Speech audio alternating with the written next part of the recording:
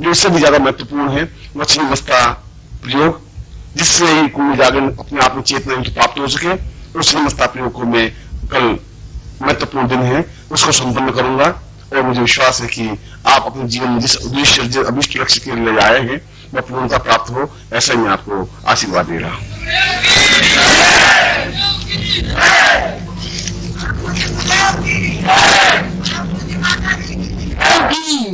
गुरुदेव की, सदगुरुदेव की, सदगुरुदेव की, गुरुदेव की, गुरुदेव की, सदगुरुदेव की, सदगुरुदेव की, गुरुदेव की।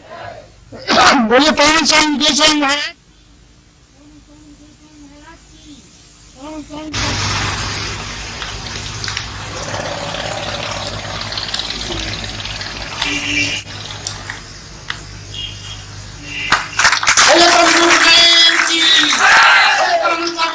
महाराज की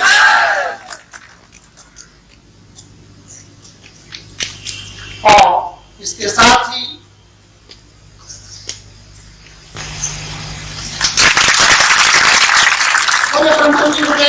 की माता जी की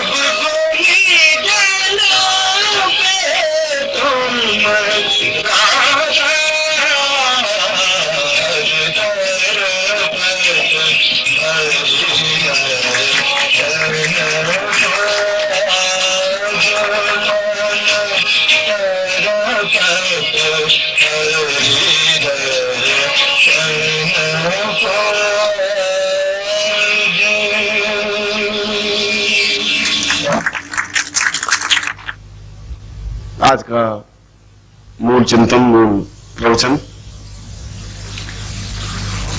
कल मैंने छिन्नमस्ता के बारे में आपको बात समझाई थी और बात समझाई थी कि छिन्नमस्ता अपने आप में दो प्रकार है। दो प्रकार का मतलब है, एक तो हमारे 10 महाविद्याओं में छिन्नमस्ता का एक नाम है, महादेवी, महाविद्या। महाविद्याओं का तात्पर्य विद्या तो हम प्राप्त करते हैं, साधना अपने आप में विद्या है, और विद्या की उच्चतम श्रेणी, विद्या की श्रेष्ठ धारा साधना हो, चाहे छिन्नमस्ता साधना हो, चाहे धूमावती साधना हो, महाविद्याओं से भी श्रेष्ठतम साधना है, महाविद्या साधना है। मगर छिन्नमस्ता का तात्पर्य केवल महाविद्या ही नहीं है, यह तो एक तंत्र का प्रकार है जिसको आपको कभी समझने की जरूरत पड़ेगी, या कभी आप में जिज्ञासा वृत्ति पैदा होगी कि मुझे तंत्र सीखना चाहिए, समझना चाहिए, तब कभी हम समझाएंगे।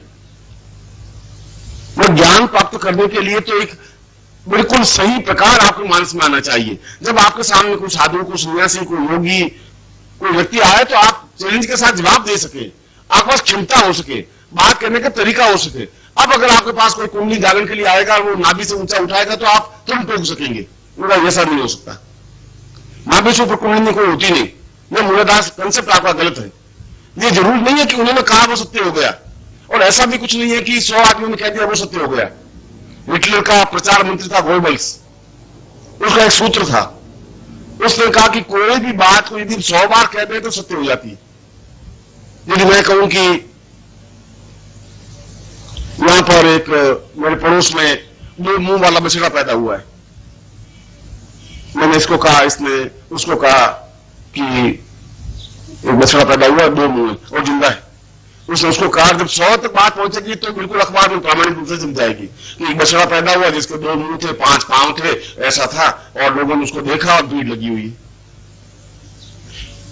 ठीक इसी प्रकार से कुंडली के बारे में 100 लोगों ने ये बात कह दी, 100 ग्रंथों ने ये बात कह दी, तो नाभि से ऊंचा उतरा, ऊपर चढ़ करके मुंह चढ़ गई, और हम उसको पीटे जा रहे। कभी सोचा भी नहीं कि क्या ये सत्य है भी, क्या ये प्रामाणिक है, क्या वास्तव में ऐसा होता है क्या? हमने कभी छिटक करके इस बात को सोचा नहीं। यही नहीं, हमने किसी भी सत्य को अन्वेषण नहीं किया। अन्वेषण करने के लिए ताकत चाहिए, फोर्स चाहिए, उसमें ज्ञान का एक चिंगारी आग चाहिए। जो सही ढंग से उस आग को, चिंगारी को पकड़ सकता है, वो अन्वेषण कर सकता है कि क्या ये सत्य है, क्या मनु में मनुस्मृति लिखी वो सत्य है, क्या वशिष्ठ ने योग वशिष्ठ लिखा वो सत्य है, क्या पतंजलि ने यम के बारे में जो प्रतिविज्ञा कही वो सब सत्य है। पतंजलि के जमाने में यम जरूर थे, उन्होंने पूरा अष्टांग हृदय पर जोर दिया, क्योंकि उस समय का समाज बहुत भोगी था, बहुत भ्रष्ट था। शराब पीते थे, सोमरस पीते थे, और नगर वधुएं होती थी, प्रत्येक घर में एक एक नगर वधु रहती पत्नी के अलावा। लोग 3-3 4-4 शादियां करते थे, इतने भोगी रहियासी थे कि पतंजलि को मजबूर में यम नियम बनाने पड़े। उन्होंने कहा कि जीवन अनुकूल प्रामाणिकता तब होगी जब हम यम नियम अष्टांग हृदय का पालन करेंगे, हम चोरी नहीं करेंगे, सुबह उठ करके प्रातः काल ऐसा करेंगे, ये करेंगे, शरीर को इतना साथ देंगे। उस समय जरूरी था, आज इतना भोग नहीं है, आज इतनी विलासिता नहीं है। विलासिता के लिए जो साधन चाहिए, समय चाहिए, वो तुम्हारे पास नहीं है। विलासिता तो तब आ पाती है जब तुम्हारे पास समय हो, तुम्हारे पास पैसा हो। दिन भर मजदूरी करने वाला विलासिता नहीं कर सकता, वो केवल टीवी पर 1-2 पिक्चर देख सकता है, ज्यादा से ज्यादा। विलासित जीवन उसका नहीं बन सकता। वो पतंजलि के जमाने में जो अष्टांग हृदय सही था, आज के जमाने में अष्टांग हृदय सही है कि नहीं है, इस हमने सोचा ही नहीं। हरिद्वार में चले जाए, ये जो महाराज जो आपके सामने बोल रहे थे, ये सभी आश्रमों ढूंढ के आए, कोई पहली बार आपके सामने नहीं आए। हरिद्वार के सारे आश्रम छान मारे इन्होंने, और भारतवर्ष के बाकी आश्रमों को देख लिया है। देखने बाद उनको ये कंसेप्ट क्लियर हुआ है मानस कि ये सब कुछ जबरदस्ती में आपको प्राणायाम करके बिठा दूं, आंख बंद करके 3 घंटे बिठा दूं, और पतंजलि ने कहा है, और पतंजलि ने कहा, पतंजलि गलत भी कहा हो सकता है, सही भी कह सकता है। हम इसको अनुभव तो करें कि क्या इस जीवन में, हमारे मेरे जीवन में ये व्यायाम आवश्यक है कि नहीं है, मेरे जीवन में यम नियम और अष्टांग हृदय जरूरी है कि नहीं है। एक दूसरा कंसेप्ट था, दूसरा चिंतन था, दूसरी विचारधारा थी। इसलिए तुम्हारे मानस के ये जो पौंगापंथी है, जो तुम्हारे मानस में एक भ्रम है, जो जाल है, मैं उसको काटना चाहता हूं। मैं बताना चाहता हूं तुम्हारा मानस बिल्कुल फ्रेश हो, स्पष्ट हो, उसमें ताजी हवा है, आप सही ढंग से सोच सके। ठीक इसी प्रकार से छिन्नमस्ता महाविद्या है, और छिन्नमस्ता अपने आप में शक्ति भी है। उस शक्ति के माध्यम से पूरे शरीर को उत्तेजित, आकर्षक और दिव्य बनाया जा सकता है शक्ति के माध्यम से। शरीर चलता है, शरीर में कोई शक्ति है, बिना शक्ति के तो शरीर निर्जीव हो जाएगा, बेजान हो जाएगा। कौन शक्ति है जो हमें गतिशील करती है? कौन शक्ति है जो हमें बुद्धि को आगे बढ़ाती है? कौन शक्ति है जो बुद्धि को विभ्रम करती है? कई शक्तियां हैं। हम सोचते हैं यह भी तो कोई शक्ति है, और हम विपरीत सोचते हैं ये एक दूसरे प्रकार की शक्ति है, और दोनों शक्तियां आपस में संघर्ष करती हैं आपके जीवन में कि इसको दान दूं या नहीं दूं, ये आ गए 10 रुपए पढ़ने मांगे स्वामी जी ने। अब एक शक्ति कहेगी कि आए हैं सन्यासी हैं, तुम्हारे 10 रुपए में क्या फर्क पड़ता है, दे दें। वो शक्ति कहेगी यार 10 रुपए के फोकट के आते हैं, ऐसे झगड़े बहुत आते हैं, क्या 10 रुपए देकर के। अब तुम्हारे दोनों शक्तियों का आपस में संघर्ष है। अब इसमें से कोई भी है शक्ति, या तो आसुरी शक्ति तुम पर हावी हो जाएगी या दैवीय शक्ति हावी हो जाएगी। जैसा तुम्हारा वातावरण है, जैसा तुम्हारा चिंतन है, या तो उसके प्रति श्रद्धा हो जाएगी, 10 रुपए दे देंगे, या आपको गाली दे देंगे। तो शक्तियां तो तुम्हारे शरीर में है। अब जिस शक्ति के माध्यम से तुम साधनात्मक ऊंचाई उठ सको, वह शक्ति तुम्हारी नहीं है, वह क्षीण है। उस साधनात्मक शक्ति को छिन्नमस्ता कहा गया है। और छिन्नमस्ता का मतलब है तुम्हारा मस्तक छिन्न हो, तुम्हारा बुद्धि अपने आप में छिन्न हो। और मैं जब बार बार ये कह रहा हूं कि तुम्हारी बुद्धि छिन्न हो, तो मेरा बुद्धि का तात्पर्य तुम्हारी कुतर्क छिन्न हो। बुद्धि का मतलब तुम्हारा कुतर्क, तुम्हारे मन में सही तर्क, सही चिंतन है ही नहीं, सारा विचार। क्योंकि कुतर्क करने में एक अधिक आनंद की उपलब्धि होती है, किसी को गाली देने में बहुत आनंद की अनुभूति होती है। निंदा अपने आप में पूरा रस है। यदि आप 4 औरतों को इकट्ठा करके बिठा दीजिए तो पूरे पड़ोस की सारी लड़कियां कहां भाग गई, किसने क्या ड्रेस पहनी, सो किधर ताका उसने, वे सब औरतें बता देगी तुम्हें। अब ऐसा कुछ नहीं कहेगी, सही बात एक भी नहीं बताएंगी। वो लड़की वहां भाग गई, वो लड़की उधर से चली गई, उसने आज मोटर बस इधर कर रही थी, आज यहां सड़क में मैंने उसको देखा है। तो निंदा करने में, दूसरे को निंदा करने में एक आनंद की अनुभूति होती है, उपलब्धि होती है, जीवन का एक मजा आता है, आनंद आता है। यह एक तुम्हारी बुद्धि है। और जब कुतर्क की ओर बढ़ेगी तो साधनात्मक नहीं बढ़ सकती। साधना अपने आप में एक सही स्वस्थ चिंतन होना चाहिए। मेरा कहने का मतलब ये नहीं कि आप सोचे ही नहीं, बुद्धि का मतलब ये नहीं तुम्हारे पास बुद्धिहीन हो जाए। मूर्खता अपने आप में अभिशाप है, मगर स्वस्थ चिंतन हो। कोई आगे पतंजलि का उदाहरण दिया, तो पतंजलि के प्रति मेरे प्रति बहुत धारणा है, बहुत अच्छी धारणा है। उनके प्रति मेरा सरल सिद्धांत है। उन्होंने वास्तव में अष्टांग हृदय अपने आप में उच्च कोटि का ग्रंथ लिखा, वो उस जमाने में सही था, वो आज के जमाने में वो सही नहीं है। ये मेरी बुद्धि काम कर रही। और तुम्हारी बुद्धि अगर कुंठित है तो जैसा उनके नई बात सोचने की तुम्हारे पास क्षमता नहीं है, उसी को लेकर के आप चलते रहेंगे। सीधे साधे रास्ते पर तो कोई भी चल सकता है, उसका निर्णय करने की बुद्धि तुम लोगों में होनी चाहिए। और इसीलिए ये जो छिन्नमस्ता प्रयोग है, ये तुम्हारी साधनात्मक शक्ति है। छिन्नमस्ता प्रयोग है, अंदर जो कुंडलिनी के द्वार हैं, उन कुंडलिनी के द्वारों को जागृत करने की ताकत है, फोर्स है, क्षमता है, एक विद्युत प्रवाह है जो सारे शरीर को झुंझुना देती है। अब बहुत मुर्दा शरीर भी हो तो बिजली का करंट 440 वोल्ट का लगाने के बाद में 1 सेकंड के लिए हलचल आती है, बाकी मुर्दे का मुर्दा ही रहता है। इसका मतलब यह नहीं कि विद्युत करंट लगा ही नहीं, प्रवाह तो दिया ही जाता है। अब आप में चेतना कितनी है उतने आप उसको ग्रहण कर पाएंगे, आप में समझने की शक्ति कितनी है उसी को आप स्वीकार कर पाएंगे। आप अपने आप में कितना, कल भी मैंने प्रवचन में कहा था कि आप चौथे द्वार पे पहुंचते हैं तो आप में काव्यत्व शक्ति जागृत होती है, वो भावना जागृत होती है, किसी के प्रति देखने का अंदाज बदल जाता है, सोचने का अंदाज बदल जाता है, विचार करने का अंदाज बदल जाता है, नए तरीके से किसी को सोचने की क्षमता आ जाती है।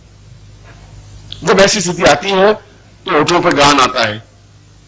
जब ऐसी शक्ति आती है तब जीवन में एक मुस्कुराहट आती है, जीवन में एक निश्चलता आती है, जीवन में पवित्रता आती है, जीवन में दिव्यता आती है। यह दिव्यता, यह पवित्रता, यह उच्चता, यह श्रेष्ठता, यह मधुरता, यह साधनात्मक जीवन में, यह कुंडलिनी का प्रतिविज्ञान, ये सब कुछ अगर संभव नहीं है तो छिन्नमस्ता के माध्यम से संभव है, मंत्र के माध्यम से संभव है। क्योंकि मंत्र अपने आप में पूरा एक कंसेप्ट है, पूरा एक वाइब्रेशन है। यदि आप बहुत तेजी से एक हवाई जहाज ऊपर से उड़े और आपके मकान के ऊपर से उड़े तो कई बार देखेंगे कि आपने मकान की शीशे, खिड़कियां खड़खड़ाहट आवाज करने लग जाती हैं, खिड़कियां हिल जाती हैं, शीशे चटक जाते हैं। बहुत तेजी से अगर जेट विमान निकलता हो तो कई गर्भिणी स्त्रियों के बालक गिर जाते हैं, वो तो बहुत दूर था, आधा किलोमीटर ऊपर था। क्या हुआ? वाइब्रेशन इतना तेज हुआ, कंपन पैदा हुआ, और मंत्र भी अपने आप में कंपन पैदा करता है पूरे शरीर को कंपित करने के लिए, पूरे शरीर को एलोट देने के लिए, पूरे शरीर में उत्तेजना और चेतना देने के लिए। और इसीलिए जीवन में छिन्नमस्ता प्रयोग, और ये छिन्नमस्ता प्रयोग उन उपकरणों के माध्यम से जो अपने आप में प्रभाव देने वाले हैं, उस मंत्र के माध्यम से जिससे कंपन पैदा हो सके, और उस शक्ति के माध्यम से जो गुरु के द्वारा प्रदत्त होती है। तीनों तरीकों से उस शरीर में छिन्नमस्ता का प्रयोग संपन्न किया जाता है, जिससे कि तुम्हारा जीवन जैसा आप जीवन चाहते हैं। अगर आप जीवन संगीतज्ञ बनना चाहते हैं तो संगीत के क्षेत्र में अद्वितीय बन सकते हैं। यदि आप काव्य बनना चाहते हैं तो काव्य के क्षेत्र में अद्वितीय बन सकते हैं, जिससे कि तुम्हारा जीवन जैसा आप जीवन चाहते हैं। अगर आप जीवन संगीतज्ञ बनना चाहते हैं तो संगीत के क्षेत्र में अद्वितीय बन सकते हैं। यदि आप काव्य बनना चाहते हैं तो काव्य के क्षेत्र में अद्वितीय बन सकते हैं। विपरीत परिस्थिति आएगी, तुम्हारा ग्रस्त अपने आप में विपरीत परिस्थिति है, रोग तुम्हारी विपरीत परिस्थिति है। जीवन में कांटे ही कांटे हैं, फूल तो है ही नहीं, अभाव ही अभाव है। और ऐसा किसी के जीवन में इतना फूल बिछे हुए नहीं मिले, चाहे मीरा, चाहे सुरूर, चाहे तुलसी, चाहे कबीर, चाहे रैदास, कोई भी हो, चाहे शंकराचार्य, चाहे गुरुनाथ। गालियां उतनी समाज की मिली, ईसा मसीह को उतनी सूली मिली, सुकरात को उतना ही जहर पीना पड़ा। ये तो सब कुछ मिलेगा ही। आप ऐसा क्यों सोच रहे हैं कि आप चलेंगे और आपको रास्ते में फूल बिछे हुए मिलेंगे? मगर परिस्थिति के अनुसार अपने आप को ढाल दे, अपने आप को बदल दे, उस परिस्थिति के अनुसार अपने आप को एक निश्चिंत बना दे। तुरंत बुद्धि हो, तुरंत क्षमता हो। मैं लंदन में एक बार लंदन में फंस गया। लंदन में 15-20 लोग, 100-200 लोग बैठे थे। कुछ संगीत की चर्चा चल रही थी और संगीत सब बजा रहे थे। किसी ने हारमोनियम पर संगीत दिया, किसी ने गिटार पर संगीत बजा करके दिया। मंच पर मैं भी बैठा हुआ था सुनने के लिए, क्योंकि मैं गुरुजी था तो मुझे मंच पर बिठा दिया, और संगीत का मेरा कोई सीधा लेन देन नहीं। तो उनका गुरुजी आप भी कोई गाना सुनाइए। उनका मैं गाना बनाता हूँ, प्रवचन कहो तो मैं 1 घंटे पर कर दूं, 2 घंटे कर दूं, जिस विषय पर कहो प्रवचन कर दूं, गाना बनाना तो मुझे आता नहीं। उनका गुरुजी आप गुरुजी हैं, फिर गाना कैसे नहीं आता? और कोई जरूरी है गुरुजी हो तो कोई बंदूक चलाना आवे जावे, कुछ ठेका थोड़ा ही। गुरुजी ऐसा कैसे हो सकता है? आप दिल्ली इंडिया से आए और जोधपुर से आए, आपको बड़ा नाम सुना है, इतने किताबें लिखी है, जो जिसके आप बड़े विद्वान हैं, और गाना तो आपको आना ही चाहिए। गाना आप आते होगा, आप शर्म कर रहे हैं। आदत तो है मगर मैं शर्म कर रहा हूं। तो सब लोग जिद, तो उनका कि जब बहुत लोगों का दबाव हुआ तो गाना सुना। फिल्मी गाना तो मुझे आता नहीं, पूरे किसी की यही लाइन आती है, किसी का आधा टुकड़ा आता है, किसी का चौथा ही टुकड़ा आता है। पूरा गाना तो मुझे कभी याद आया ही नहीं। कभी ऐसा मालूम पड़ता कि वहां मुझे गाना पड़ेगा तो मेरे को फिल्मी गीत पूरे याद करके जाता। और बचपन में कुछ सुने थे तो भूल गए। भजन वजन यहाँ कभी गाते नहीं है, क्योंकि भोलानाथ जी आ जाते हैं, वो गा लेते हैं, अपना काम बंद हो जाता है। तो लोगों ने बस ज्वाइन बैठे थे, ताले बजे में कहा गुरु जी आपके सामने भजन सुने, गाना सुनाएंगे। खड़े हो गए। उनका मैं आप शांति से सुनिए, अगर गाना मुझे गाना ही है तो बड़ा कारुणिक गाना है और बड़ा ही दयाद्र। एकदम से मन में भावना ऐसी पैदा होगी कि कई लोग सिसकने लग जाते हैं, उदास होने लग जाते हैं। मैं आपके सामने एकदम सभा सम्य से चुप रही गई, गा रहे हैं तो बड़ा कारुणिक गाना होगा एकदम से। क्योंकि आप जब सुने तो पूरा धैर्य से सुने, ऐसा एहसास हो कि जैसे आप गाना नहीं सुन रहे, एक हृदय पर टीस है, एक वेदना है, एक चोट है, और वो चोट मैंने खाई है और मैं आपको सुना रहा हूं। और 100-200 250 औरतें भी थी, पुरुष भी थे, कुछ अमेरिकन भी थे, कुछ भारतीय भी थे। मैं तो फंस गया था। अब उसमें से निकलना कोई मेरे लिए मुश्किल हो रहा था। ताली बजा के मुझे खड़ा कर दिया मंच पे। तो आप गाइए। मैंने कहा भारतीय गाना गाऊं या कोई दूसरा गाना जो मुझे आता है? कहीं आप जो काल्पनिक गाना कह रहे थे वही गाइए, जो सैड सॉन्ग, उदासी का सॉन्ग। मैंने कहा वास्तव में ये सैड सॉन्ग है और बहुत उदास है। अगर मैं गाते गाते संस्कार करने लग जाऊं तो आप अफसोस मत करना। क्या है ऐसा, गाते गाते संस्कार बनने लग जाएंगे? मैंने कहा अब आप सुनेंगे। और मैंने गाना शुरू किया, चिंग चैंग चिंग चिंग चांग चरुंग चिंग चिंग चांग।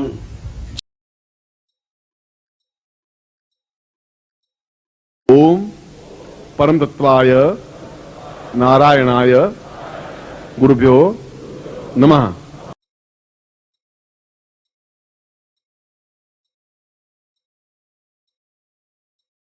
ओम ह्रीं मम प्राण देह रोम प्रतिरोम चैतन्य जाग्रय ह्रीं ओम नमः।